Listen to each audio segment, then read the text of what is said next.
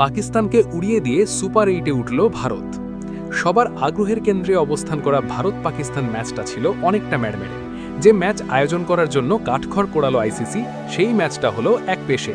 টি-20 বিশ্বকাপের ম্যাচে পাকিস্তানকে 61 রানের বিশাল ব্যবধানে হারালো সূর্যকুমার যাদবের দল। এই জয়ের মাধ্যমে সুপার 8 নিশ্চিত হয়েছে ভারতের।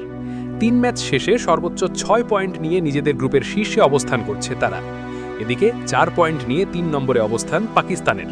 আর পয়েন্ট টেবিলে পাকিস্তানের ঠিক ওপরে রয়েছে যুক্তরাষ্ট্র। রান তাড়া করতে নেমে শুরুটাই ভালো হয়নি পাকিস্তানের।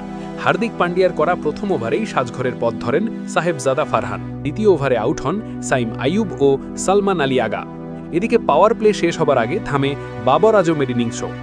এই 4 উইকেট হারিয়েই ব্যাকফুটে পড়ে যায় পাকিস্তান। এরপর উসমান খান ও শাদাব খান মিলে জয়ের ক্ষুদ্র প্রয়াস চালালেও হার ঠেকানো সম্ভব হয়নি। শেষ পর্যন্ত জয় নিয়ে মাঠ ছাড়ে ভারত। পাকিস্তানের ইনিংস থামে 114 রানে। পাকিস্তানের হয়ে সর্বোচ্চ 44 রানের ইনিংসটি খেলেন উসমান খান। 14 রান করেন শাদাব খান। এছাড়া ফাহিম আশরাফ 10 রান ও শাহিন আফ্রিদি 23 রান করেন। বাকি ব্যাটারদের কেউ 10-এর কোটাই পূরণ করতে পারেননি। এর আগে কলম্বোতে অনুষ্ঠিত ম্যাচের শুরুতে টস জিতে ভারতকে ব্যাট করার আমন্ত্রণ জানান পাকিস্তানের অধিনায়ক সালমান আলী আগা। বল হাতে প্রথম ওভারেই আসেন অধিনায়ক নিজেই। আর বল করতে এসেই ভারতীয় ওপেনার অভিষেক শর্মাকে সাজঘরে ফেরান সালমান। আউট হবার আগে কোনো রানই করতে পারেননি অভিষেক। দ্বিতীয় উইকেটে ব্যাট করতে নামা তিলক ভর্মাকে নিয়ে শুরুর ছাপ সামলে নেন ওপেনার ঈশান কিষান। শুরু থেকেই আক্রমণাত্মক ব্যাট করতে থাকেন তিনি। মাত্র 27 বলেই তুলে নেন অর্ধশতক। সুযোগ ছিল সেঞ্চুরি পূর্ণ করার, কিন্তু সাইম আইয়ুব আর সেটা করতে দেননি।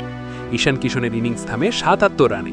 মাত্র 40 বলে খেলা তার এই ইনিংসটি 10টি 4 ও 3টি 6-এ সাজানো। এরপর তিলক ভর্মা ও সূর্যকুমার যাদব মিলে করেন 37 রানের জুটি। সাইম আইয়ুবের করা বলে 24 রানে আউট হন তিলক ভর্মা। পরের বলেই সাজঘরের পথ ভরেন হার্দিক পান্ডিয়া। 20 ওভারে 7 উইকেটে 175 রান করে ভারত।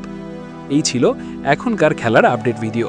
নতুন নতুন খেলার আপডেট ভিডিও পেতে আমাদের চ্যানেলটি সাবস্ক্রাইব করে আমাদের সাথেই থাকো।